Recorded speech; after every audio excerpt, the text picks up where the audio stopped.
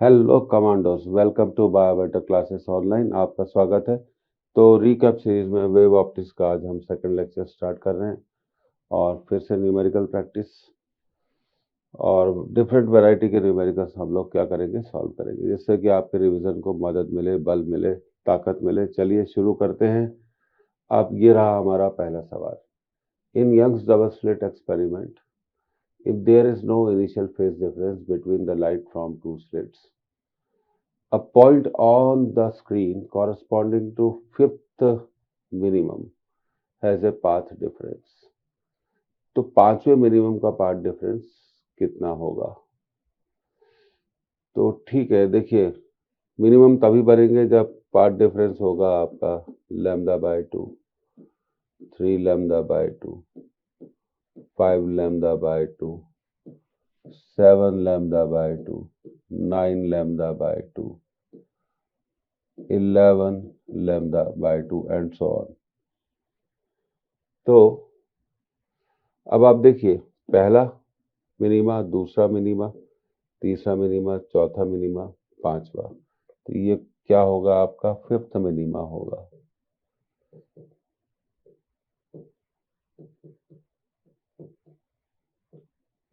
और fifth minima के लिए पार्ट डिफरेंस कितना होना चाहिए?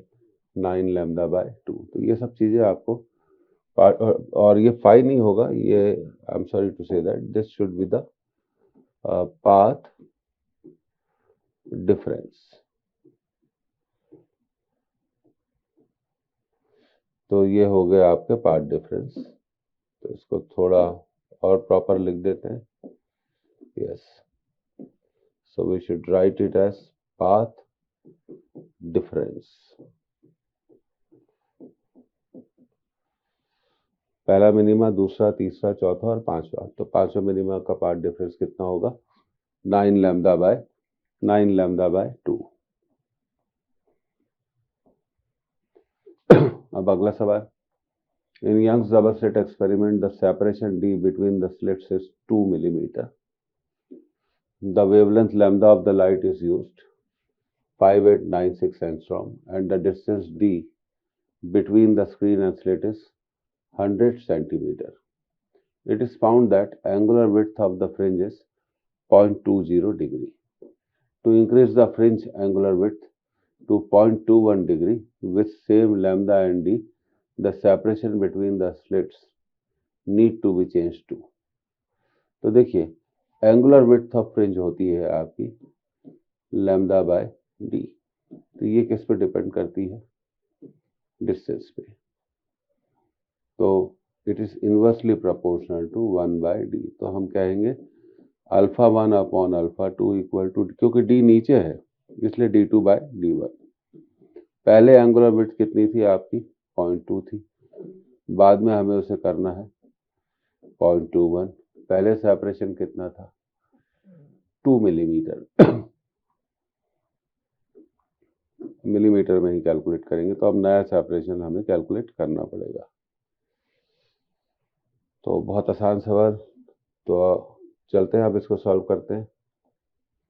0.2 अपॉन 0.21 d2 अपॉन 2। तो ये आपका डेसिमल हो जाएगा 10 और इधर हो जाएगा 100। डेसिमल हटा दिया तो 10 से 10 कैंसिल, तो ये हो गया 20 upon 21 equal to d2 bye 2। तो d2 विल बी 40 बाय 21। अब 40 को 21 से आप क्या करिए? डिवाइड करिए। एक बार जाएगा, 19 आएगा। अब जाएगा 9 बार।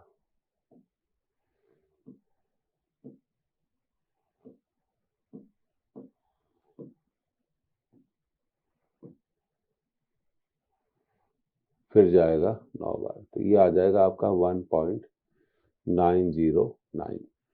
तो नया सेपरेशन होना चाहिए 1.9 मिलीमीटर। 1.9 मिलीमीटर। तो ये आपका सेकंड आंसर बिल्कुल राइट आंसर है इसका। 1.9 millimetre.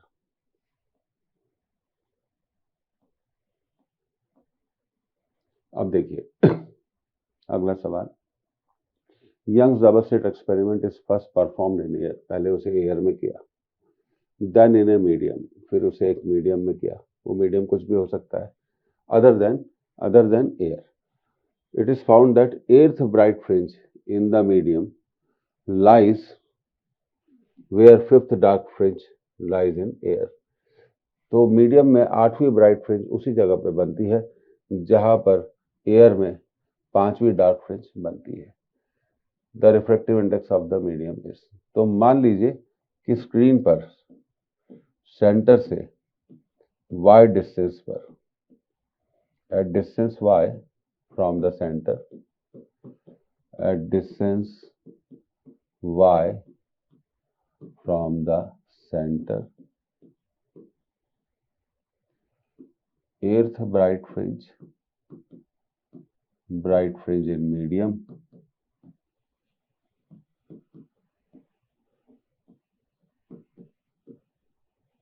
and fifth dark fringe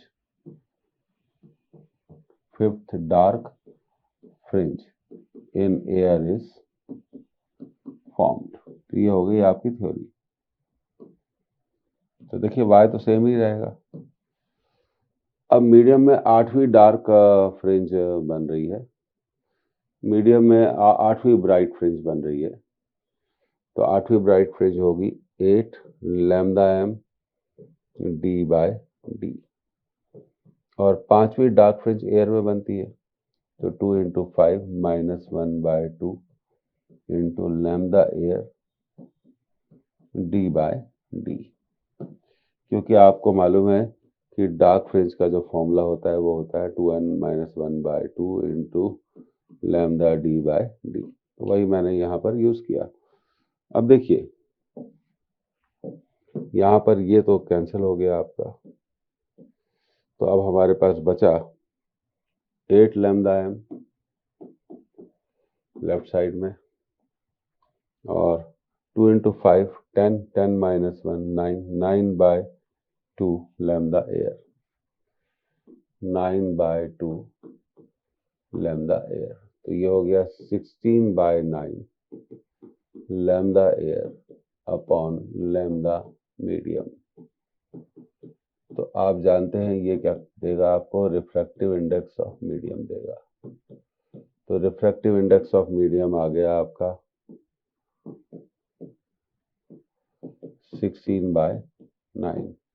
अब 16 को हम डिवाइड कर लेते हैं,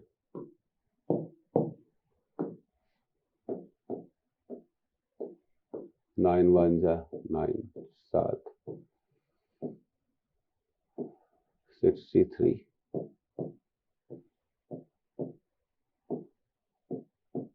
1.777 आपका ये आंसर आ जाएगा। तो म्यू मीडियम विल बी 1.77, और अप्रोक्सीमेटली हम इसको लिख सकते हैं 1.78। तो ये अब आपका आंसर हो जाएगा तीसरा। Third answer is the right answer. ये ऐसे सवाल बहुत इंपॉर्टेंट होते हैं। अब देखिए अगला सवाल। अब देखिए the intensity at the maximum in Young's double slit experiment is I0। तो हम जानते हैं कि यंग्स के डबल स्लिट एक्सपेरिमेंट में स्लिट 1 और स्लिट 2 से जो आने वाली लाइट होती है, जो वेव्स होती है, यहाँ पर मैक्सिमा बनता है, और मैक्सिमा की इंटेंसिटी दी गई है I0। और हम अच्छे से जानते हैं कि यंग्स डबल स्लिट एक्सपेरिमेंट में दोनों स्लिट से आने वाली लाइट की इंटेंसिटी क्या होती है, सेम होती है, और मैक्सिमम इंटेंसिटी हम जानते हैं कितनी होती है, 4I होती है। तो यहाँ पे 4I कितना दिया हुआ है, I0। तो I को हम, इंटेंसिटी ऑफ वन वेव को हम क्या लिख सकते हैं, I0/4। तो ये तो पहला पॉइंट हो गया। ये बहुत इंपॉर्टेंट बात है, इसको आप ध्यान रखिए। यंग्स के डबल स्लिट एक्सपेरिमेंट में दोनों स्लिटों से आने वाली लाइट की इंटेंसिटी सेम होती है, और सेंटर में मैक्सिमा बनता है, और मैक्सिमा की इंटेंसिटी क्या होती है, 4I होती है। ये हम अच्छे से जानते हैं। तो यहाँ पे 4i की वैल्यू दी गई है आई नॉट, तो एक वेव की इंटेंसिटी कितनी हो जाएगी, आई नॉट बाय 4 और आई नॉट बाय 4। तो ये तो यह पहला पार्ट हो गया। Distance between two slit sets d equal to 5 lambda, where lambda is the wavelength of light used in the experiment. What will be the intensity in front of one of the slits on the screen placed at a distance d equal to 10d? तो slit के ठीक सामने एक point पर intensity कितनी होगी? बहुत अच्छा सवाल है। तो चलिए अब इसको करते हैं। तो ये देखिए दो स्लिट्स हो गई, ये पहली स्लिट और ये हो गई हमारी दूसरी स्लिट, और दोनों स्लिट्स के बीच में डिस्टेंस हम जानते हैं कितना होता है, d होता है। और ये हमारा क्या हो गया, स्क्रीन हो गया, पर्दा हो गया। तो स्लिट के ठीक सामने एक पॉइंट है P। तो यहाँ पर S1 से चलने वाली वेव और S2 से चलने वाली वेव के बीच में पाथ डिफरेंस हमें निकालना पड़ेगा। तो S1P path of first wave तो बहुत क्लियर है, capital D। Path of second wave निकालने के लिए ट्रायंगल S1 S2P में पाइथागोरस लगा दो, d स्क्वायर, और इतना क्या हो गया आपका d स्क्वायर। तो S2P will be root of d square plus d। तो हम इसको ऐसा लिख सकते हैं, d स्क्वायर कॉमन ले लीजिए, ध्यान दीजिएगा, ठीक है। तो S2P को हम लिख सकते हैं d into root of 1 plus d square by d square. फिर बायनोमियल लगाएंगे, तो बायनोमियल लगाने से ये हो जाएगा 1 plus d square by d square to the power 1 by 2। तो S2P हो जाएगा d into 1 plus 1 by 2 d square by d square, d को मल्टीप्लाई कर दें तो d plus half d square by d। ये बड़ा इंपॉर्टेंट कैलकुलेशन है। इस ट्रायंगल में हमने क्या लगा दिया, आपका पाइथागोरस लगा दिया।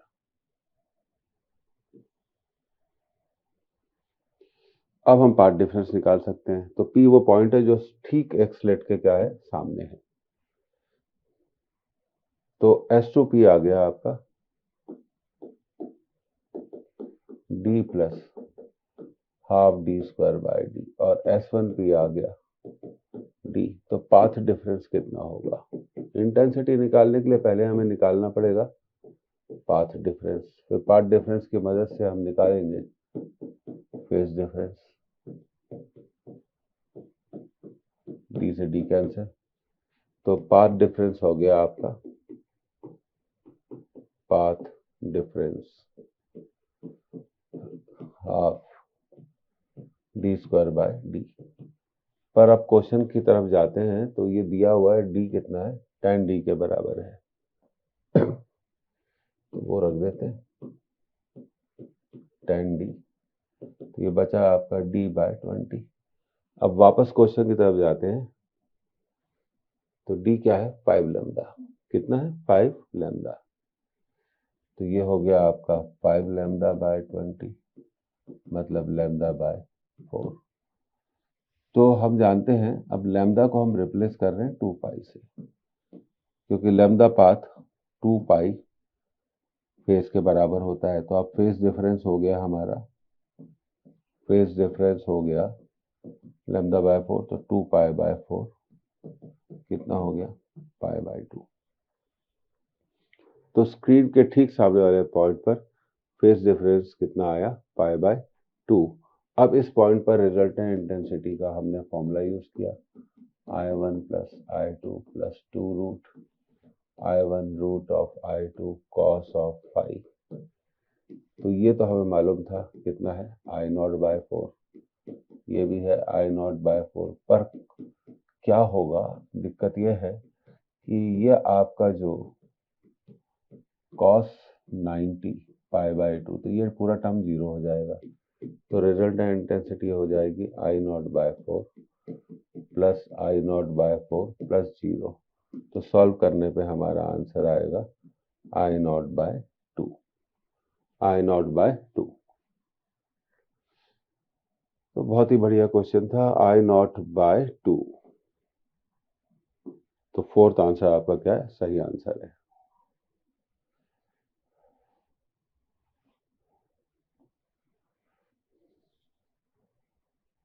तो मेन टेक्निक तो क्या है, पार्ट डिफरेंस निकालने की है। अब देखिए, two slits in Young's experiment have width in the ratio 1:25। The ratio of intensity at the maxima and minima in the interference pattern. तो देखिए स्लिट विड्थ का रेशियो क्या होता है। यंग के डबल स्लिट एक्सपेरिमेंट में दो स्लिट होती है, एक होती है S1 और एक होती है S2। विड्थ का मतलब चौड़ाई। तो स्लिट की चौड़ाई अगर ज़्यादा होगी तो उससे ज़्यादा लाइट एंटर करेगी, ज़्यादा लाइट एंटर करेगी तो इंटेंसिटी ऑफ लाइट क्या होगी, ज़्यादा होगी। तो हमेशा याद रखिए slit width is proportional to intensity of light. तो W1/W2 I1/I2 ये दिया हुआ है 1:25। और हम अब जानते हैं कि I1/I2 1/25 है, तो ये होगा A1² इज 1/25। तो A1/A2 विल बी 1/5, जिसे हम बोलते हैं R, ratio of amplitudes. Ratio of क्या हो गया, ये रेशियो ऑफ एम्पलीट्यूड्स हो गया। तो अब मैक्सिमम और मिनिमम इंटेंसिटी का जो रेशियो होता है ये हमें याद रखना चाहिए, होता है R+1/R-1 होल स्क्वायर।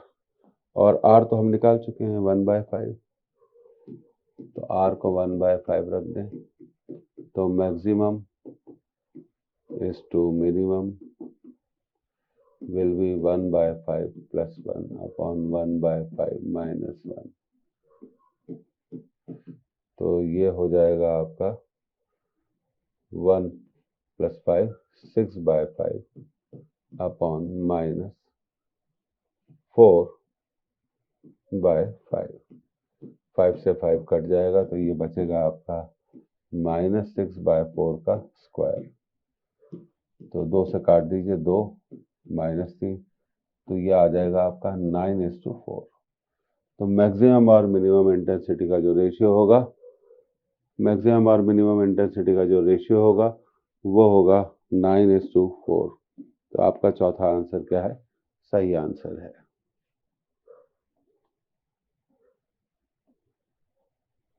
अब देखिए, in the Young's double slit experiment the intensity of light at a point on the screen where the path difference is lambda is k। तो देखिए,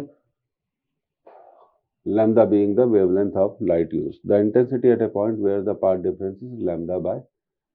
तो देखिए पाथ डिफरेंस कितना है आपका,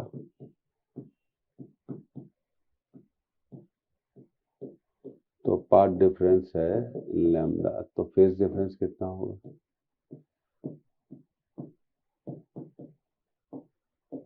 तो फेज डिफरेंस होगा 2π। और हम जानते हैं यंग्स के डबल स्लिट एक्सपेरिमेंट में दोनों स्लिटों से निकलने वाली लाइट की इंटेंसिटी क्या होती है, सेम होती है। तो रिजल्टेंट इंटेंसिटी हमने निकाल ली, I1 + I2 + 2√I1√I2 cos of phi। तो ये हो जाएगी आपकी I + I + 2√I√I cos 2π। और आपको मालूम होना चाहिए कि cos 2π कितना होता है, +1। तो रिजल्टेंट इंटेंसिटी आ गई I + I + 2I, that is 4I। और ये दिया हुआ है 4I कितना है, k। तो यहां से हमें मिल जाएगा I = k/4। I = k/4। अब हमें उस पॉइंट पर इंटेंसिटी निकालनी है जहां पाथ डिफरेंस कितना है, λ/4। तो जब आपका पाथ डिफरेंस कितना है, λ/4, तो भाई उस समय फेज डिफरेंस कितना होगा, फेज डिफरेंस कितना होगा, 2π/4, दैट इज π/2, अब intensity resultant I1 plus I2 plus 2 root, formula use करा, I2 cos फाई, तो ये हो जाएगा IR प्लस I प्लस I plus 2 root I cos π/2, और हम जानते हैं कि cos π/2 कितना होता है, 0। तो रिजल्टेंट इंटेंसिटी हो गई 2I, कितनी हो गई, 2I हो गई। अब हम जानते हैं कि I क्या है, K/4 है ना। तो 2I क्या होगा,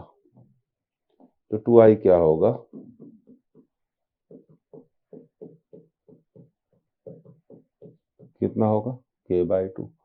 तो ऐसे पॉइंट पर रिजल्टेंट इंटेंसिटी कितनी होगी, K/2। तो ये आपका जो तीसरा आंसर है इसका सही आंसर है। तो third answer is correct.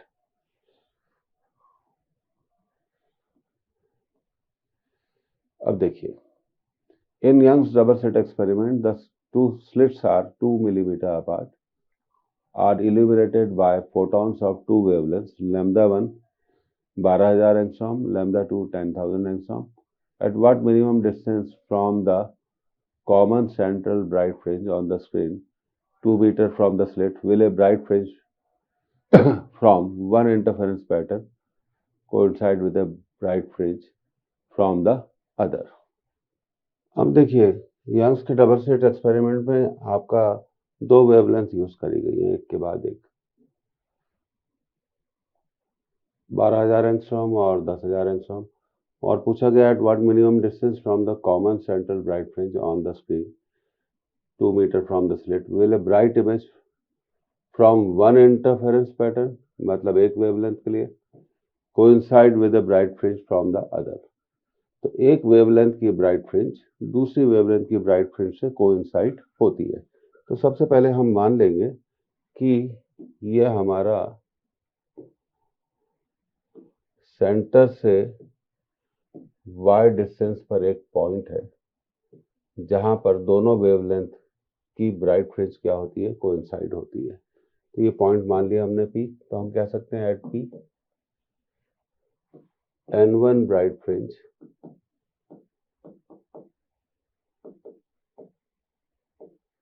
with wavelength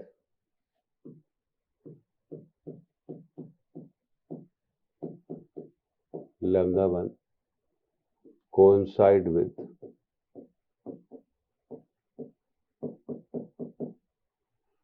N2 bright fringe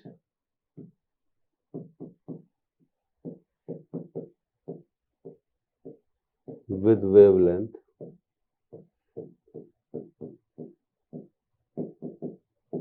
λ2। तो y को हम लिख सकते हैं N1 λ1 d by d, और ये भी लिख सकते हैं N2 λ2 d by d। अब यहां से आप देखिए N1 λ1 d by d equal to N2 λ2 d by d, ये तो d by d कैंसिल हो गया,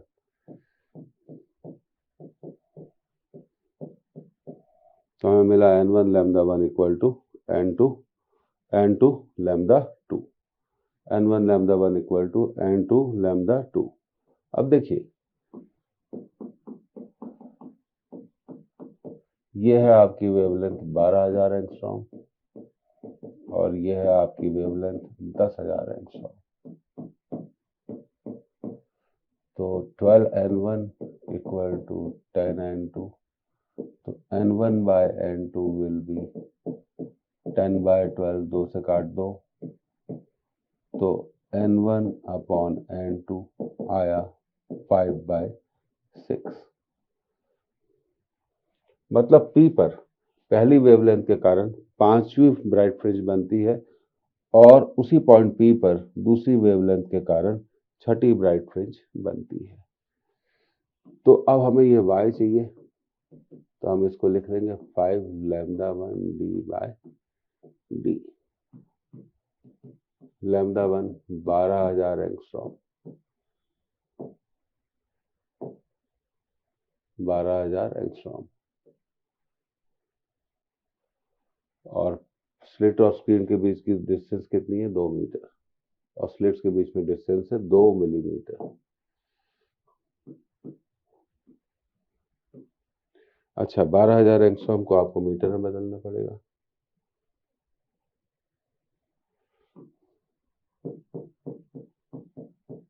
और ये 2 है और ये है 2 मिलीमीटर, तो 2 से 2 तो यहाँ पर आपको कैंसिल हो गया।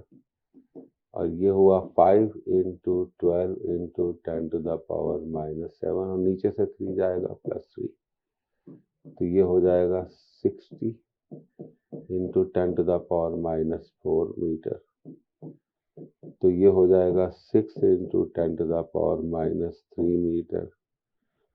तो अब हम इसको बोल सकते हैं 6 mm। तो उस पॉइंट के सेंटर से डिस्टेंस कितनी होगी? 6 mm की होगी। 6 mm की डिस्टेंस हो जाएगी। तो देखते हैं आंसर कौन सा होगा। फर्स्ट,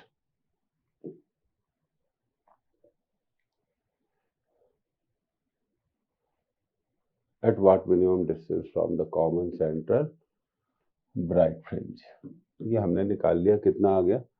6 मिलीमीटर इसका आंसर आ गया। 6 मिलीमीटर इसका आंसर आ गया। अब आगे बढ़ते हैं। अब ये देखिए, in Young's double slit experiment the distance between two slits and screen is doubled. The separation between the slit is reduced to half as a result of this. तो देखिए, fringe width is proportional to d/d।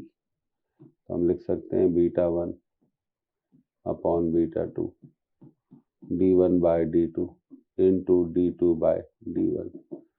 अब distance पहले था d, अब बाद में हो गया डबल। पहले आपकी स्लिट विड्थ थी d, बाद में हो गई d/2। तो β1/β2 बाकी कट जाएगा, 1/4 आएगा, तो फ्रिंज विड्थ हो जाएगी 4 टाइम्स। तो third answer is the right answer. तो तीसरा आंसर इसका क्या हो जाएगा? बिल्कुल सही आंसर हो जाएगा। अब देखिए, in Young's double slit experiment carried out with light of wavelength 5000 angstrom, the distance between the slit is 0.2 mm and the screen is at a distance 200 centimeter from the slits. The central maxima is x equal to 0. The third maxima, तो पूछा गया the third maxima will be at x। तो तीसरा maxima कहाँ होगा? तो हम जानते हैं X N bright nth order का मैक्सिमा का जो डिस्टेंस होता है वो होता है n लैम्डा d/d। तो ये आपसे पूछा है तीसरा,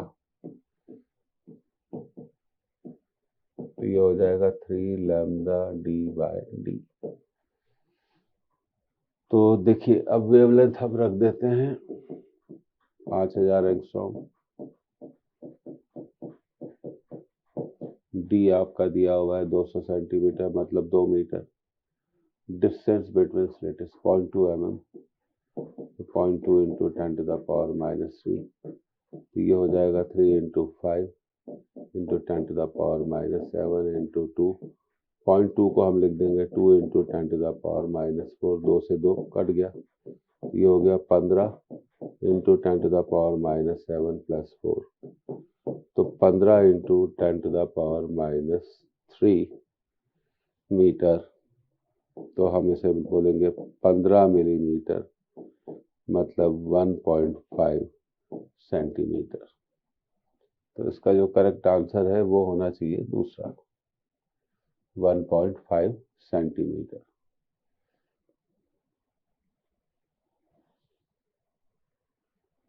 अब आगे बढ़ते हैं। देखिए, if yellow light emitted by sodium lamp in Young's double slit experiment is replaced by a monochromatic blue light of the same intensity, तो फ्रिंज विड्थ पर क्या असर होगा? तो देखिए, सबसे पहले तो आप विबग्योर पैटर्न को देखिए। हम जानते हैं कि येलो की जो वेवलेंथ है वो ब्लू की वेवलेंथ से ज़्यादा है। अब येलो को रिप्लेस करके हम ब्लू ला रहे हैं, तो वेवलेंथ के कम होने से, और दूसरी बात यह है कि फ्रिंज विड्थ होती है lambda D by D, wavelength पर डिपेंड करती है। तो बीटा येलो क्योंकि वेवलेंथ ज़्यादा है, should be greater than beta blue. तो फ्रिंज विड्थ क्या हो जाएगी इसकी? फ्रिंज विड्थ क्या हो जाएगी इसकी? कम हो जाएगी। फ्रिंज विड्थ क्या हो जाएगी इसकी?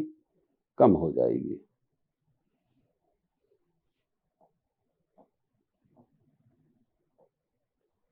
अब देखिए अगला सवाल। In Young's experiment two coherent sources are placed 0.9 mm apart and fringes are observed 1 meter away. If it produces second dark fringe at a distance 1 mm from the central fringe, the wavelength of monochromatic light is used would be। तो देखिए action black क्या होता है?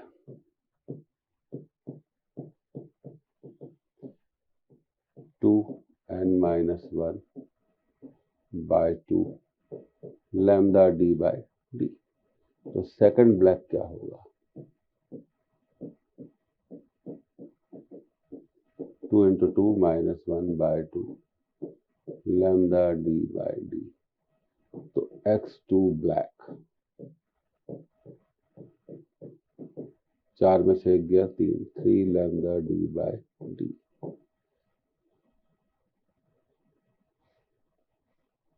Three lambda D by D. तो x2 black हो गया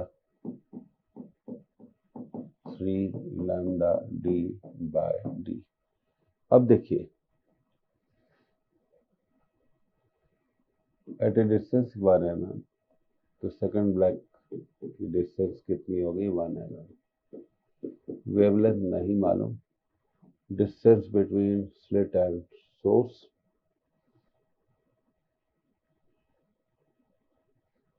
1 metre away, capital D is 1 metre, और distance between slits 0.9 mm, तो ये हो जाएगा 0.9 into 10 to the power minus 3।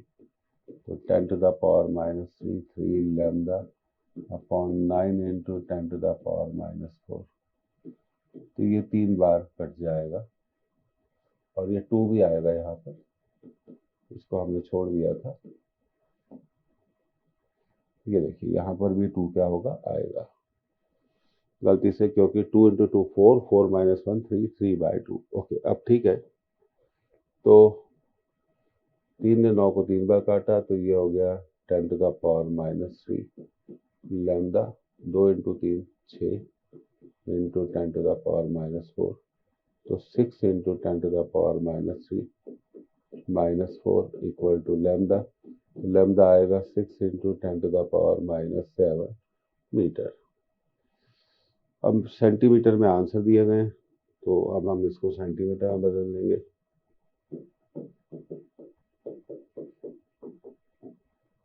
तो सेंटीमीटर में बदलने के लिए मीटर को हम लिखेंगे 10 टू द पावर 2 सेंटीमीटर। तो ये हो जाएगा 6 into 10 to the power minus 5 centimetre. 6 into 10 to the power minus 5 centimetre. तो चौथा आंसर आपका सही आंसर है। तो इस तरह से चौथे आंसर को हम एज ए करेक्ट आंसर लिख सकते हैं। तो एक बार और देख लीजिए आप।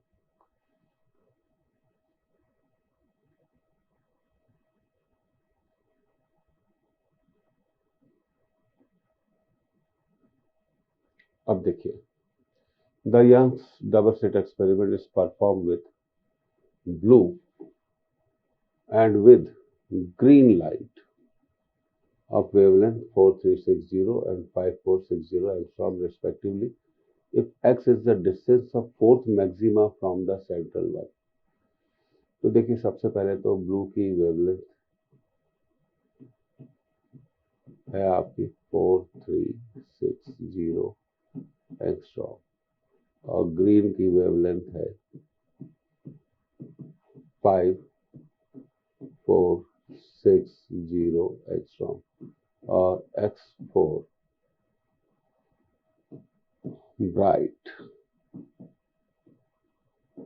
होगा 4 लैम्डा d बाय d। तो x4 ब्लू कितना होगा? 4 lambda blue d by d और x4 ग्रीन कितना होगा? 4 lambda green d by d। तो ये दो इक्वेशन बन गए आपके।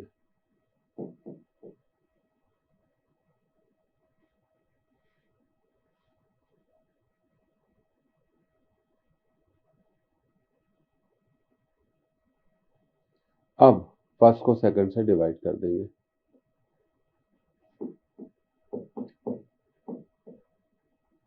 तो फर्स्ट था ब्लू और ये था ग्रीन। तो ये आ जाएगा lambda blue upon lambda green. तो लैम्डा ब्लू कितना हो है आपका 4360 और ये है आपका 5460। तो definitely x4 blue is less than x4 green। तो अब देखिए, ये आंसर तो नहीं हो सकता। Correct answer is third, x4 blue is, क्योंकि ब्लू की वेवलेंथ कम है और ग्रीन की वेवलेंथ ज्यादा है। तो बहुत बढ़िया सवाल है और बहुत घुमा के पूछा गया है। तो करेक्ट आंसर तो आपका ये हो गया, आपका तीसरा आंसर सही है। अगला सवाल, in Young's double slit experiment the fringe width is found to be 0.4 mm। ठीक है, beta is 0.4 mm। if the whole apparatus is immersed in water, refractive index 4/3 without disturbing the geometrical arrangement, मतलब capital D और small D को नहीं बदला जाता है। तो अब देखिए, बीटा वाटर इक्वल टू, मैंने आपको पहले ही बताया था, beta air upon mu water. तो beta water will be, air में है 0.4 और ये है 4/3। तो ये हो गया 0.4 इंटू 3 डिवाइडेड बाय 4 इसको कैंसिल कर देगा 0.1 टाइम। तो नई फ्रिंज विड्थ हो जाएगी 0.3 मिलीमीटर। अब मालूम है फॉर्मूला तो बहुत आसान है, और नहीं मालूम है तो यही सवाल, आसान सवाल क्या हो जाएगा, एक कठिन सवाल में बदल जाएगा। तो इसका करेक्ट आंसर कितना है? 0.3। 0.3 इज द राइट आंसर।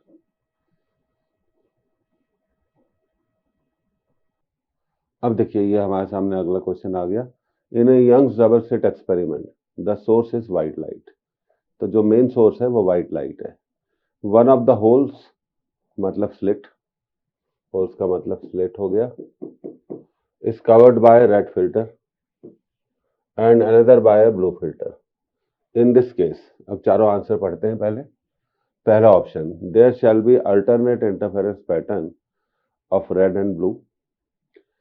दूसरा answer, there shall be an interference pattern for red distinct from that for blue. तीसरा answer, there shall be no interference fringes.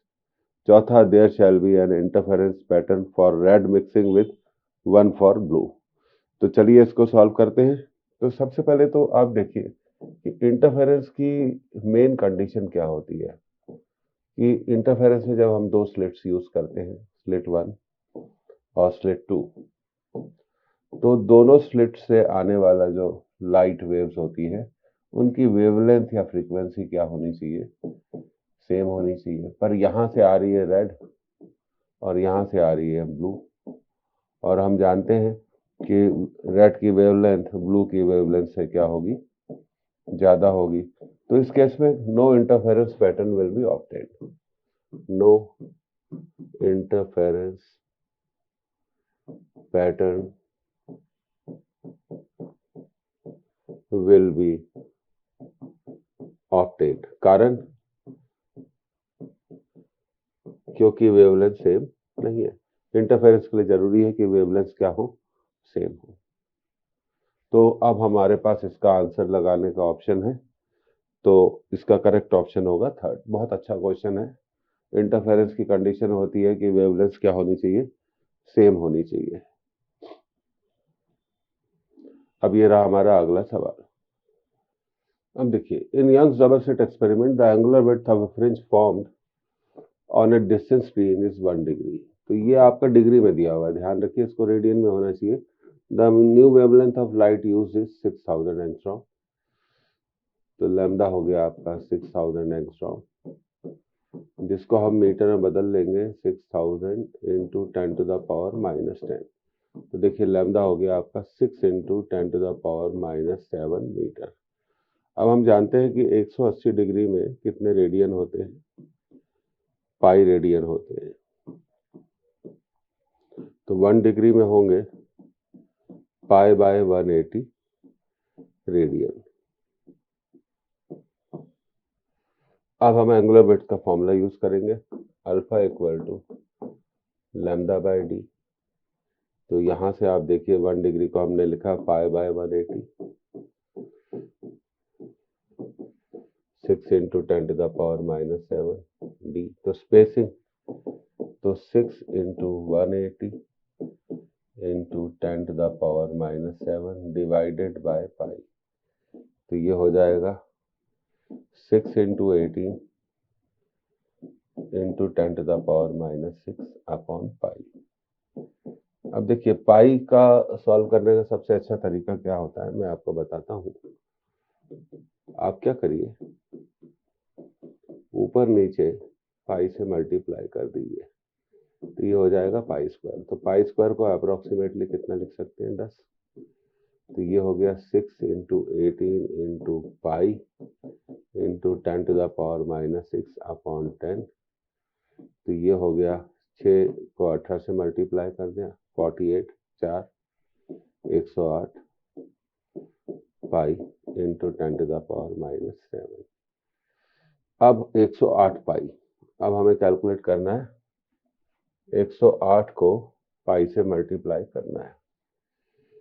तो 108 इंटू 3.14 32 4 108 324 2 11 9 3 3 1 2 तो 339.12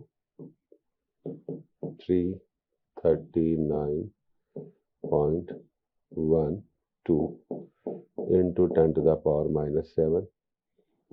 अब हम इसको लिख सकते हैं 3.3912 into 10 to the power -7 plus 5। तो ये आ गया आपका approximately 4 into 10 to the power -7 plus 2, क्योंकि डेसिमल को 2 पॉइंट सरकाया है, 10 टू द पावर -5। तो ये इसका लगभग क्या होना चाहिए, या 3.4।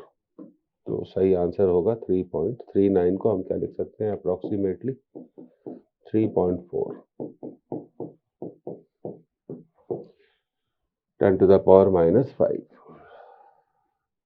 तो थर्ड ऑप्शन क्या है आपका, ये सही ऑप्शन है, इसको आप as a correct option tick कर सकते हैं। तो ये बहुत अच्छा सवाल था, बस इसमें हमें ध्यान रखना चाहिए कि हम रेडियन में कैलकुलेशन करेंगे। तो ये आपका दिया हुआ है 1 डिग्री, अब डिग्री को आपको किसमें बदलना पड़ेगा, रेडियन में बदलना पड़ेगा। तो इसका बहुत ख्याल रखा जाए। अब अगला सवाल, two waves of same frequency and same amplitude from two monochromatic sources are allowed to superpose at a certain point. तो दो वेव्स हैं जिनकी फ्रीक्वेंसी सेम है और एम्पलीट्यूड सेम है, वो किसी एक पॉइंट पर आकर सुपरपोज होती हैं, मतलब किसी एक पॉइंट पर आकर मिलती हैं। अब देखिए, if in one case the phase difference is 0 and in other case the phase difference is π/2, then the ratio of intensity, तो जब देखिए दोनों वेव्स की, हम मान लेते हैं कि दोनों वेव्स की इंटेंसिटी क्या है, एम्पलीट्यूड क्या है, सेम है, तो इंटेंसिटी भी क्या होगी, सेम होगी। अब रिजल्टेंट इंटेंसिटी का फॉर्मूला यूज किया, ध्यान दीजिए, I1 plus I2 plus 2 root I1 root I2 cos phi. अब फेज डिफरेंस जब 0 होगा तब इंटेंसिटी होगी हमारी 2 रूट I कॉस 0, कॉस 0 तो आप जानते हैं 1 होता है, तो ऐसे केसेस में इंटेंसिटी होगी I प्लस 2I 4I। तो ये वो तब इंटेंसिटी है जब फेज डिफरेंस कितना है, 0 है। अब हमें निकालना है इंटेंसिटी कब, जब फेज डिफरेंस कितना हो, π/2 हो। तो उसको भी कर सकते हैं, I1 plus I2 plus 2 root I1। आपने देखा एक ही फॉर्मूले को हम जब बहुत बार यूज करते हैं तो वो अपने आप हमें याद हो जाता है, प्लस 2 रूट I कॉस π/2। अब आप जानते हैं कि कॉस π/2 क्या होता है, 0 होता है।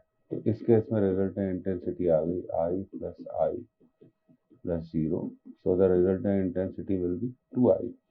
अब आपसे पूछा है रेशियो, क्या पूछा है रेशियो, तो रेशियो होगा 4I अपॉन 2I, तो रेशियो होगा 2:1। कितना रेशियो होगा आपका, 2:1। तो सेकंड ऑप्शन इसका क्या है, एक करेक्ट ऑप्शन है। तो सेकंड ऑप्शन को हम एक करेक्ट ऑप्शन लिख सकते हैं।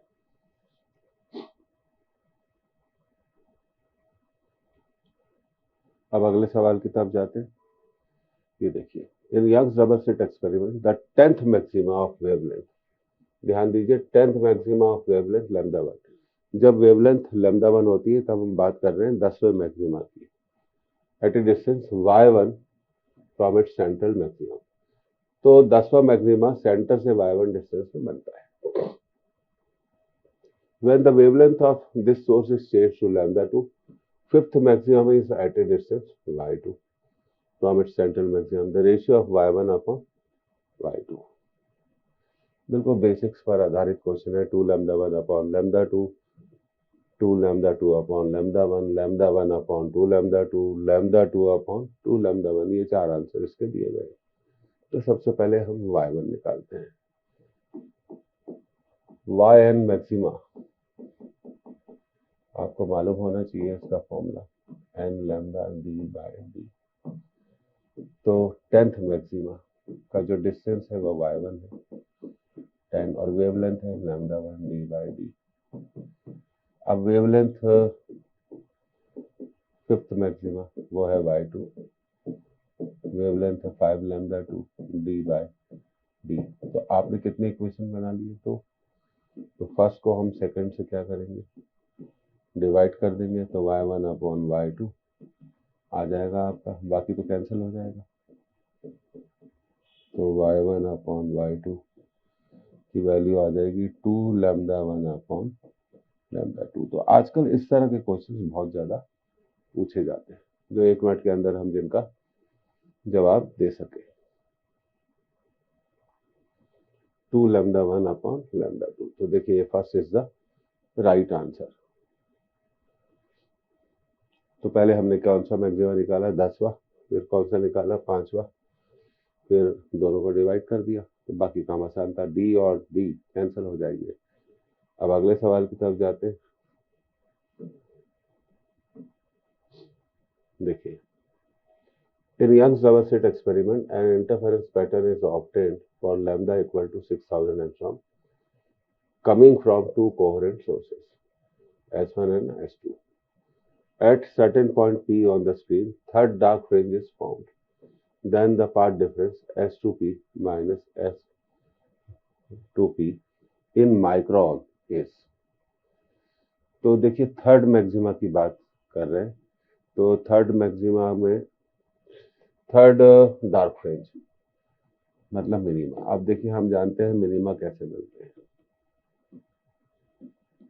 पहला मिनिमा लैम्डा बाय 2, दूसरा मिनिमा 3 लैम्डा बाय 2, तीसरा मिनिमा जब पार्ट डिफरेंस कितना होता है 5 लैम्डा बाय 2, चौथा 7 lambda by 2 and so on. और हमसे पूछा है तीसरा मिनिमा, कौन सा मिनिमा पूछा है, तीसरा, तो 1 2 3।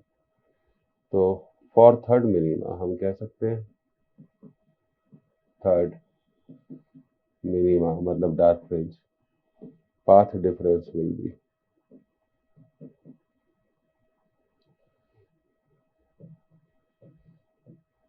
5 lambda by 2। अब देखिए लैम्डा दिया हुआ है 6000 एंगस्ट्रॉम, तो मीटर में हमने बदल दिया अपॉन 2, ये आपका कैंसिल हो जाएगा 3000 बार। अब ये हो जाएगा 5 into 3 15 into 10 to the power minus 7 metre. अब हम इसको लिख सकते हैं 1.5, ध्यान दीजिएगा इस स्टेप को, into 10 to the power minus 1 into 10 to the power minus 6 metre. अब 10 to the power minus 6 metre को हम लिख सकते हैं माइक्रोमीटर। ये हो जाएगा 1.5, क्योंकि ये 10 की पावर माइनस 1 इस 15 को कितना बना देगा 1.5, तो इसका आंसर है 1.5 माइक्रोमीटर, 1.5 माइक्रोमीटर। तो बड़ा अच्छा सवाल था, सीधे सीधे सवाल है।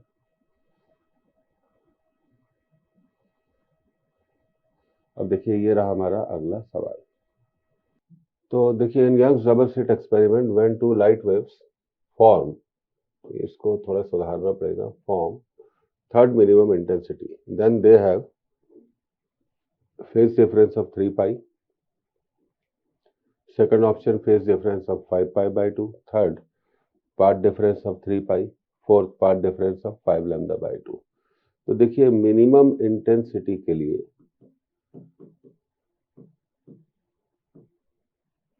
फॉर मिनिमम इंटेंसिटी हम जानते हैं कि फेज डिफरेंस होना चाहिए,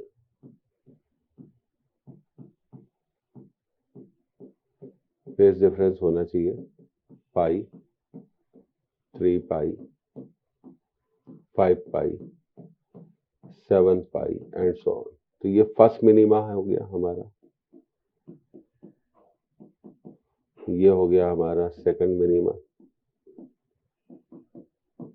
और ये हो गया थर्ड मिनिमा। तो थर्ड मिनिमा के लिए फेज डिफरेंस कितना होना चाहिए 5 पाई, तो ये आंसर नहीं हो सकता, ये भी नहीं हो सकता। अब पाथ डिफरेंस की बात करते हैं, तो पाथ डिफरेंस होगा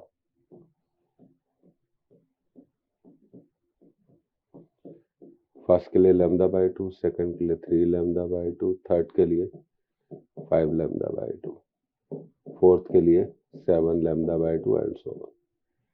तो ये आपका क्या हो गया, करेक्ट आंसर हो गया। चौथा आंसर इस क्वेश्चन का क्या है, सही आंसर हो गया।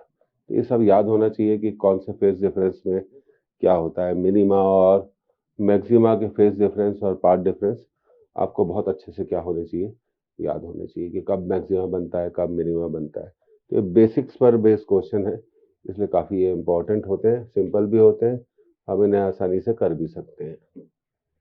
चलिए बढ़ते हैं अगले सवाल की तरफ। ये रहा अगला सवाल।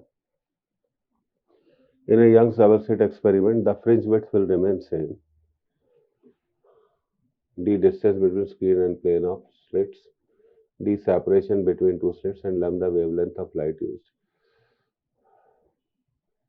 The fringe width will remain same. Both lambda and D are doubled. Both D and D are doubled. D is doubled but D is halved. Lambda is doubled but D is halved. तो अब हमसे पूछा गया the fringe width will remain same. तो fringe width क्या होती है? Lambda D by D. अब देखिए पहले ऑप्शन पे हम आते हैं. लैम्डा को हमने कितना कर दिया? 2 लैम्डा. डी को कर दिया 2d. तो फ्रिंज विड्थ क्या हो गई? 4 लैम्डा डी बाय डी. पर ये कहते हैं रिमेन सेम, तो ये तो ऑप्शन नहीं हो सकता. अब दूसरे ऑप्शन पे आते हैं. D and D R doubled. ये हो गया 2d, ये हो गया 2d. यस. तो इस केस में हम देखते हैं कि fringe width will remain same. फिर तीसरे को भी चेक कर लेते हैं. D is doubled but small D is made half. तो इस केस में तो फ्रिंज विड्थ क्या हो जाएगी? 4 टाइम्स हो जाएगी. तो ये आंसर नहीं हो सकता. अब थोड़ा चौथे को भी चेक कर लिया जाए. लैम्डा को डबल कर दिया जाए 2 लैम्डा. डी को हाफ कर दिया जाए. तो उस केस में भी जो फ्रिंज विड्थ होगी आप देखिए क्या हो जाएगी? 4 बीटा हो जाएगी. सेम नहीं रह पाएगी. तो हमसे पूछा है सेम कब रहेगी. तो हमारा सही आंसर कौन सा होगा इसका? Second. Second is the right answer. तो सेकंड को आप एक राइट आंसर के फॉर्म में टिक कर सकते हैं. अब अगला सवाल. In double slit experiment for light of which colour the fringe width will be minimum. तो देखिए जो आपकी फ्रिंज विड्थ होती है beta equal to lambda D by D. Beta is proportional to lambda. Lambda पर डिपेंड करती है VIBGYOR, violet, indigo, blue, green, yellow, orange, red. तो हम जानते हैं कि रेड की वेवलेंथ ऑरेंज से ज़्यादा है, ऑरेंज की येलो से ज़्यादा है, और येलो की ग्रीन से ज़्यादा है, ग्रीन की ब्लू से ज़्यादा है, ब्लू की इंडिगो से ज़्यादा है, और सबसे कम है किसकी? वॉलेट की. तो सबसे मिनिमम किसके लिए होगी? वॉलेट के लिए होगी. तो ये आपका क्या है? फर्स्ट आंसर इसका राइट आंसर है. तो विबग्योर में वेवलेंथ पैटर्न आपको क्या होना चाहिए? याद होना चाहिए. तो ये बिल्कुल है, इसको आपको रिमेम्बर रखना है.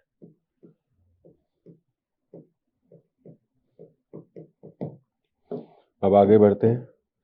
बहुत डायरेक्ट क्वेश्चंस हैं, बहुत सिंपल क्वेश्चंस हैं, तो बहुत आसानी से करे जा सकते हैं. अब देखिए ये रहा हमारा अगला क्वेश्चन.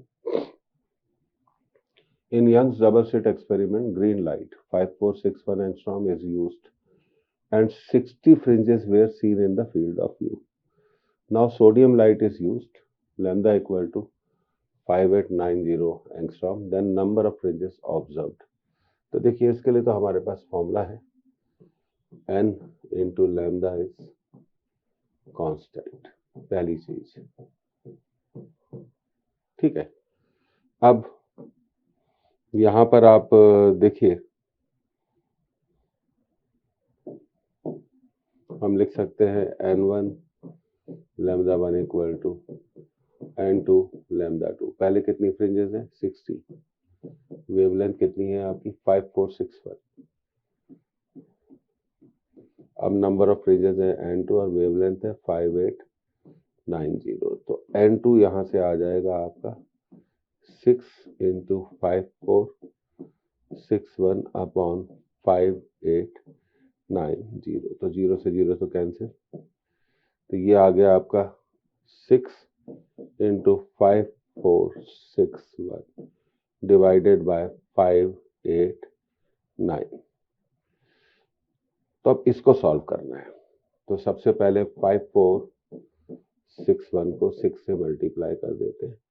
6 36 3 27 2 32766, तो ये आ गया 32766 डिवाइडेड बाय 589, 32766 डिवाइडेड बाय 589,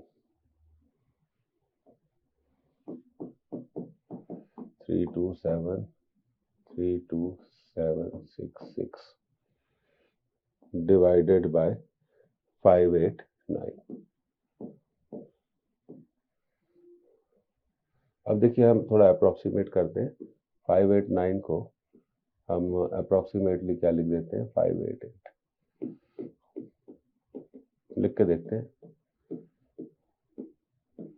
अब 3 से हमने काटा, 3 1 2 9 27 1 6 कट गया, 1 0 9 2 2, तो N2 will be 10922 divided by 196। अब 2 से काट दीजिए, 18 1 5 4 6 1, तो N2 आ गया आपका 5461/98। फिर एक छोटा सा अप्रोक्सीमेशन करते हैं। 5461 को अप्रोक्सीमेटली लिख देते हैं 5460, तो 5460/98, 2 से काट दीजिए, 49 2 1 7 3 0, तो 2730 डिवाइडेड बाय 49। फिर एक और अप्रोक्सीमेशन, 2730 डिवाइडेड बाय 50, तो 273 divided by 5, 25 20 6, 54.6।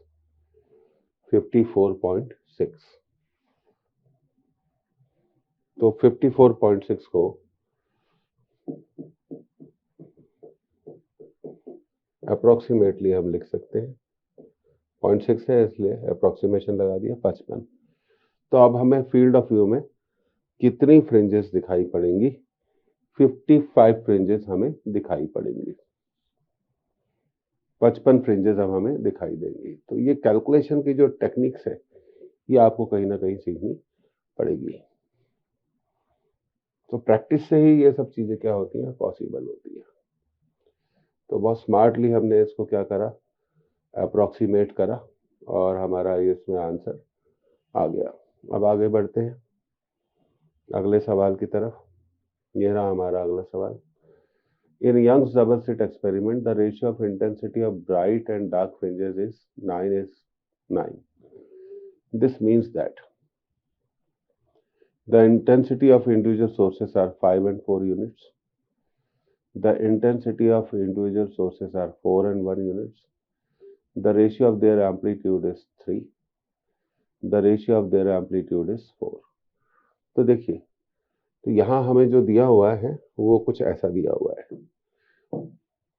Maximum upon minimum 9:1। तो ये हम जानते हैं r+1 अपॉन r-1 का होल स्क्वायर होता है 9:1। अब हमने स्क्वायर रूट ले लिया, तो r+1 अपॉन r-1 इज 3, तो 3r-3 इक्वल टू r+1। तो ये इधर ले आए, 3r-r इक्वल टू 3+1। तो रेशियो ऑफ एम्पलीट्यूड आ जाएगा, रेशियो ऑफ एम्पलीट्यूड कितना आ गया, 2। तो r क्या होता है, हम अच्छे से जानते हैं कि r क्या होता है, रेशियो ऑफ एम्पलीट्यूड। तो ये तो आपका आंसर नहीं हो सकता, ये भी आंसर नहीं हो सकता।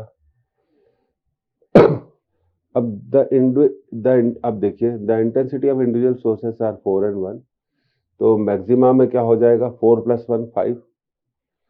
अब दूसरे आंसर के बारे में बात करते हैं। दूसरा आंसर कहता है कि इंटेंसिटी 4 और 1 यूनिट होगी, तो मैक्सिमम होगा आपका 4 + 1 5। ठीक है, तो मैक्सिमम होगा आपका, एक मिनट, तो आई मैक्स होगा आपका √(i1 + √(i2) का होल स्क्वायर। तो आई मैक्स होगा यहाँ पर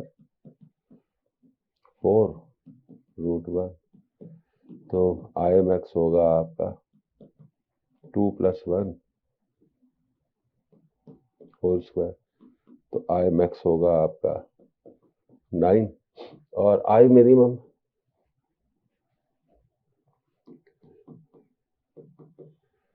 √(i1 - √(i2) होल स्क्वायर, ये बोला है 4 यूनिट और -1 यूनिट, तो आई मिनिमम होगा आपका 2 -1 का स्क्वायर, तो आई मिनिमम होगा 1।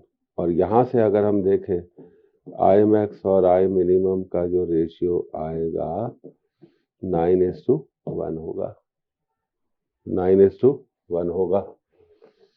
तो हमारा ये जो आंसर है, ये सेकंड आंसर करेक्ट आंसर है। Second answer is the right answer. It's a very good question, और डेफिनेटली आप इसको कह सकते हैं कि ये एक इम्पोर्टेंट क्वेश्चन है।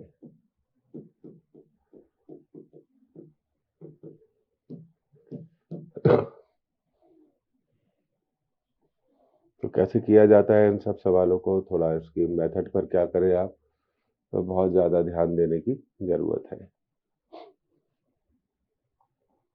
हम आगे बढ़ते हैं अगले सवाल की तरफ।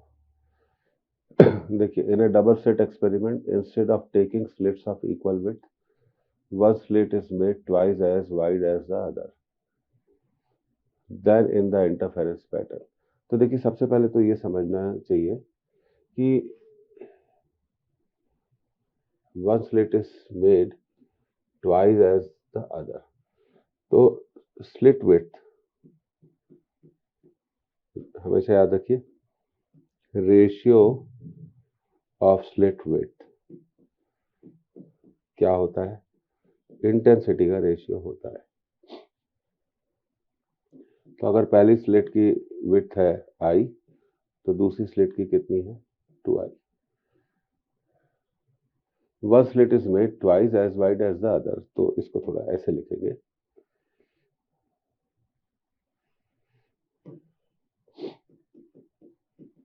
थोड़ा अगली स्लाइड पे चलते हैं।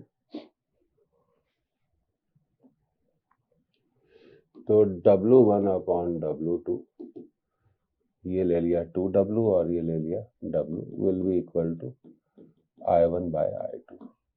तो I1/I2 इंटेंसिटी का रेशियो हो गया 2:1। तो ये गिवन उससे हमें पता चला। तो अब intensity of both maxima and minima will increase. The intensity of maxima increases and the minimum has zero intensity. The intensity of maxima decreases and that of minima increases. तो हम क्या करते हैं, अब देखिए, तो हम मान लेते हैं I1 को 2i और I2 को मान लेते हैं i। तो मैक्सिमम इंटेंसिटी होगी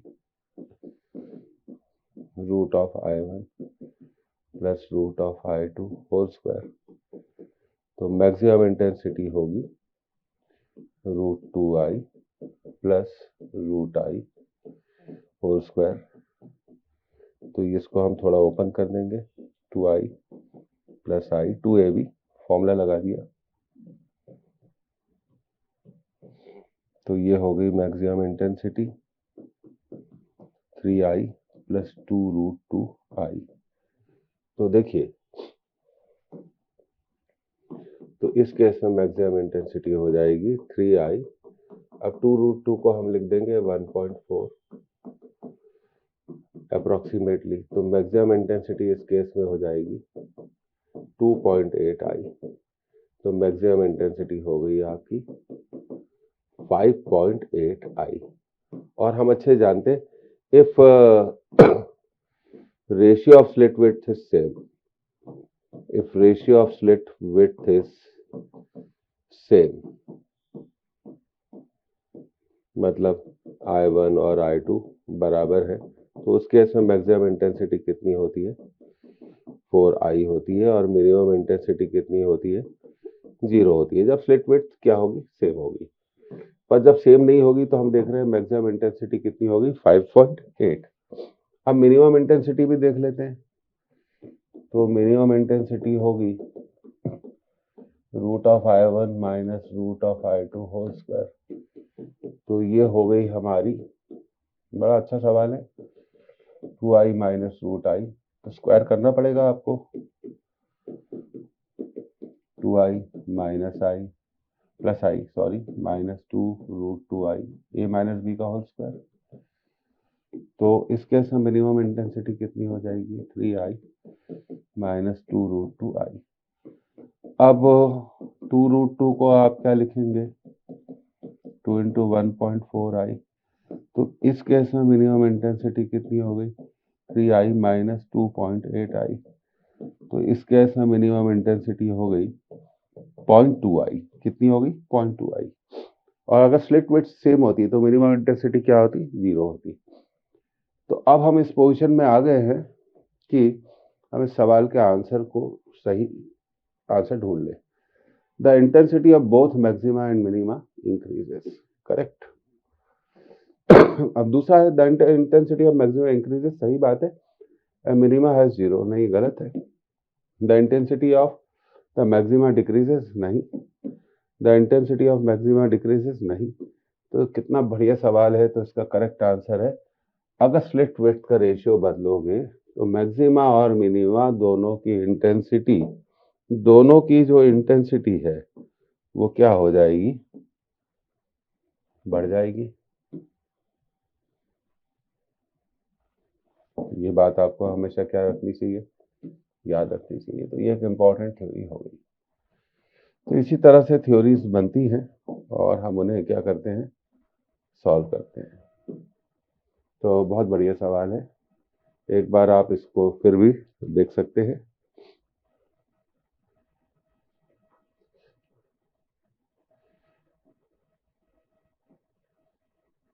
तो अब क्या बात आपको याद रखनी है, अगर रेशियो ऑफ स्लिट विड्थ, सवालों से ही थ्योरी सीखते हैं, इससे तब उस केस में मैक्सिमम इंटेंसिटी कितनी होती है, 4I, और मिनिमम इंटेंसिटी कितनी होती है, 0। तो ये हमें याद रखना चाहिए, दिस वी शुड रिमेंबर। अब अगले सवाल की तरफ जाते हैं। Interference fringes were produced in Young's double slit experiment using the wavelength of 5000 angstrom. When a film of thickness 2.5 into 10 to the power minus 3 centimeter was placed in front of one of the slits, then fringe pattern shifted by a distance equal to 20 fringes width. The refractive index of the material of the film is. This is very good question. तो मैं बताना चाहता हूँ, ये important है।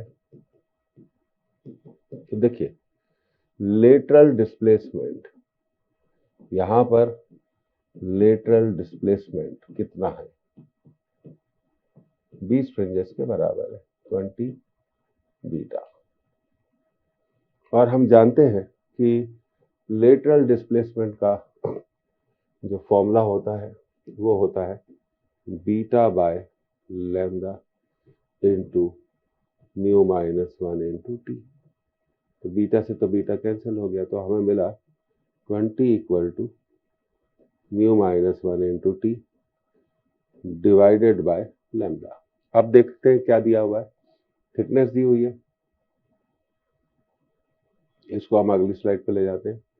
20 equal to mu minus 1 into T by lambda, mu minus 1 into T by lambda. अब value put करेंगे, तो थिकनेस दी गई है 2.5 इंटू 10 टू द पावर -3, ठीक है। 2.5 into 10 to the power -3 centimetre, centimetre को मीटर में बदल दिया। अब वेवलेंथ कितनी दी गई है? 5100, तो ठीक है, 5000 इंटू 10 टू द पावर -10, तो ये हो गया 20 म्यू -1, थोड़ा इसको लिख लें 2.5 इंटू 10 टू द पावर -5, और ये हो जाएगा 5 इंटू 10 टू द पावर -7। तो ये 2.5 इसको 2 बार काट देगा। कितनी बार काट देगा? 2 बार काट देगा। तो ये हो गया 20 equal to mu -1 into 10 to the power -5, और ये ऊपर चला जाएगा +7, और ये 2 हो जाएगा। तो 20 into 2 40 equal to mu -1 into 10 to the power 2। 40 divided by 10 to the power 2 is mu -1।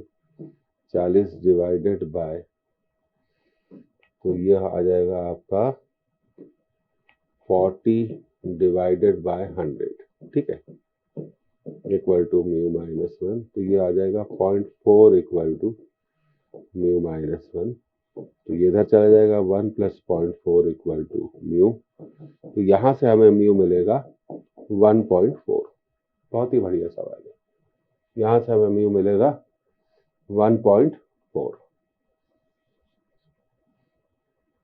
तो बड़ा सावधानी से आपको कैलकुलेट करना है, और यहाँ पे हमें देखना है कि ये सेंटीमीटर था, तो सेंटीमीटर को हमने यहाँ पर क्या कर दिया, ये देखिए सेंटीमीटर को हमने यहाँ पर क्या कर दिया, मीटर में कन्वर्ट कर दिया।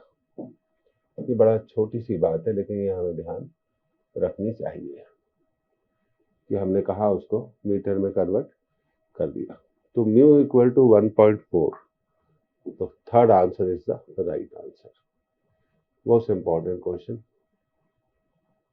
बहुत ही अच्छा सवाल है।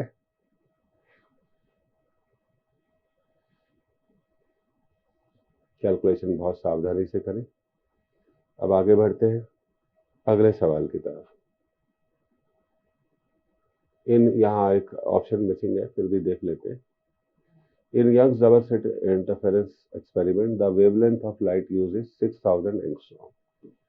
If the path difference between waves reaching a point P on the screen is 1.5 micron, then at that point P. तो देखिए,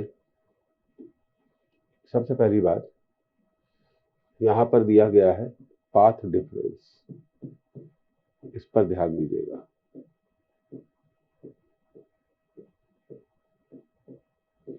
(1.5 into 10 to the power -6 metre, और वेवलेंथ ऑफ लाइट दी गई है 6000 एंगस्ट्रॉम। तो अब इसको बदल देंगे 6000 into 10 to the power -10 metre, 6 into 10 to the power -7 metre. तो अब देखिए, ये जो पाथ डिफरेंस है इसको हम ऐसे भी लिख सकते हैं 15 into 10 to the power -7 metre. इस बात का हमें ध्यान रखना चाहिए। तो हमारा पाथ डिफरेंस कितना है? 15 into 10 to the power -7 metre. अब देखिए, ये जो पाथ डिफरेंस है, अब इसको कैसे टैकल करना है ये सीखिए। यहाँ पर पाथ डिफरेंस है आपका 15 इंटू 10 टू द पावर -7, तो ऊपर नीचे लैम्डा से मल्टीप्लाई कर दीजिए और नीचे लैम्डा की वैल्यू रख दीजिए। तो नीचे लैम्डा की वैल्यू कितनी है हमारी? 6 into 10 to the power -7, 6 into 10 to the power -7। तो अब आप देखिए, बड़ा मजेदार बात हो जाएगी। ये तो आपका कैंसिल हो गया, तो ये बचा आपका 15/6 लैम्डा। 3 से काटिए 5, तो 5 लैम्डा बाय 2। तो जब पाथ डिफरेंस आ रहा है हमारा, कितना आ रहा है? 5 लैम्डा बाय 2। तो मिनिमा के पाथ डिफरेंस होते हैं λ/2 पहले के लिए, दूसरे के लिए 3 λ/2, तीसरे के लिए 5 λ/2, चौथे के लिए 7 λ/2 एंड सो ऑन। तो यहाँ पर हमारा कौन सा मिनिमा बनना चाहिए? तीसरा मिनिमा बनेगा। Third minima will be formed। तो कितना बढ़िया सवाल है। तो इसको कैसे टैकल किया जाता है ये देखने वाली बात होती है। तो तीसरा answer third dark band occurs, तीसरा डार्क बैंड बनेगा। अब आगे बढ़ते हैं। ये रहा हमारा अगला सवाल। When a mica plate of thickness 0.1 millimeter is introduced in one of the interfering beams, the central fringe is displaced by a distance equal to 10 fringes. If the wavelength of light is 6000 angstrom, the refractive index of the mica। तो देखिए, सबसे पहले ये lateral displacement पे सवाल है। इस तरह का हमने एक सवाल और किया है, तो ये थोड़ी इम्पोर्टेंट चीज होती है, इसका ध्यान रखना चाहिए। तो ये होता है beta by lambda into mu minus 1 into T. अब यहाँ पर लेटरल डिस्प्लेसमेंट है 10 फ्रिंजेस के बराबर, तो ये हो गया 10 beta by lambda mu minus 1 into T. तो देखिए बीटा तो कट गया, तो बचा 10 equal to mu minus 1 into T by lambda. तो ये हो जाएगा 10 lambda equal to mu minus 1 into T. तो 10 lambda by T equal to mu minus 1, 10 lambda by T equal to mu minus 1। तो अब आगे बढ़ते हैं। 10 lambda by T equal to mu minus 1, तो ये 1 इधर ले आओ, तो 1 plus 10 lambda by T equal to mu. तो अब म्यू हो गया आपका 1 प्लस 10 लैम्डा बाय टी। अब इस तरह से हमने उसका फॉर्मूला बना लिया। अब वैल्यूज रखेंगे। तो देखिए वेवलेंथ है 6000 एंगस्ट्रॉम, तो ठीक है 6000 एंगस्ट्रॉम, तो ये हो गई हमारी 6000 एंगस्ट्रॉम को मीटर में बदल दिया। अब थिकनेस कितनी है? 0.1 मिलीमीटर, तो ये हो गया 0.1 मिलीमीटर है, इसलिए 10 टू द पावर माइनस 3। अब इसको सॉल्व करते हैं। तो देखिए 1 2 3 और 1 4, तो ये हो गया 10 टू द पावर माइनस 10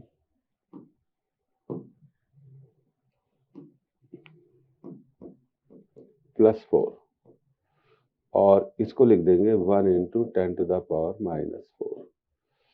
तो म्यू हो गया आपका 1 plus 6 into 10 to the power minus 6 upon 10 to the power minus 4।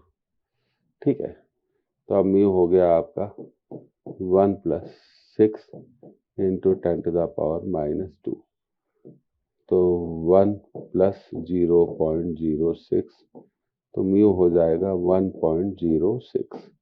तो ये म्यू की वैल्यू आनी चाहिए 1.06। तो बहुत बढ़िया सवाल और बहुत इम्पोर्टेंट। तो देखिए पूछने का तरीका कितना बढ़िया था। तो सबसे पहले क्या करना चाहिए ऐसे सवालों में? फॉर्मूला बनाना चाहिए। सबसे पहले क्या करना चाहिए? फॉर्मूला बनाना चाहिए। और ये लेटरल डिस्प्लेसमेंट का जो फॉर्मूला है, ये बिल्कुल एडवाइस है आप लोगों को कि ये जो फॉर्मूला है ये थोड़ा याद होना चाहिए।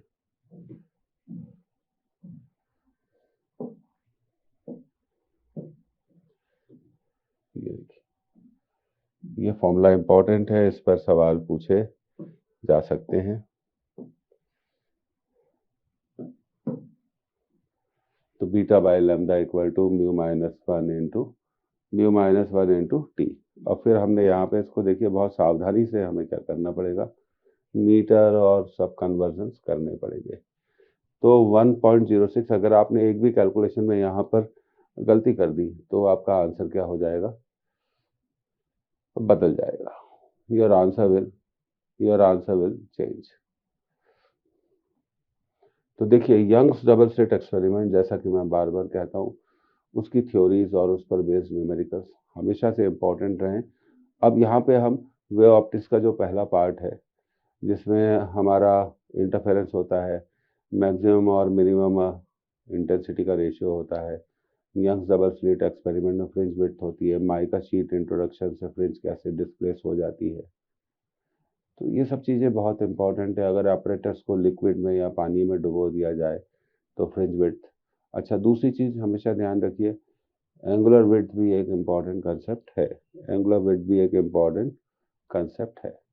तो एंगुलर विड्थ में जब आपका ये होता है अल्फा इक्वल टू क्या होता है, लैम्डा बाय डी, जब कैलकुलेशन करना हो, फॉर कैलकुलेशन हमेशा याद रखिए, for calculation alpha must be in radian. और जब अल्फा 1 अपॉन अल्फा 2 है तो आप इसको क्या है, डिग्री में भी रख सकते हैं, क्योंकि हम क्या कर रहे हैं, कंपेरिजन कर रहे हैं। क्या कर रहे हैं, कंपेरिजन कर रहे हैं। तो ये हो गए हमारे अब रिकैप सीरीज के 2 लेक्चर। सेकंड लेक्चर को अब हम यहीं पर समाप्त करते हैं। शुभकामनाएं हमारी आपके साथ हैं, आप परीक्षा में सफल हो और अगले वर्ष मेडिकल कॉलेज में पढ़ें, यही हमारी कामना है।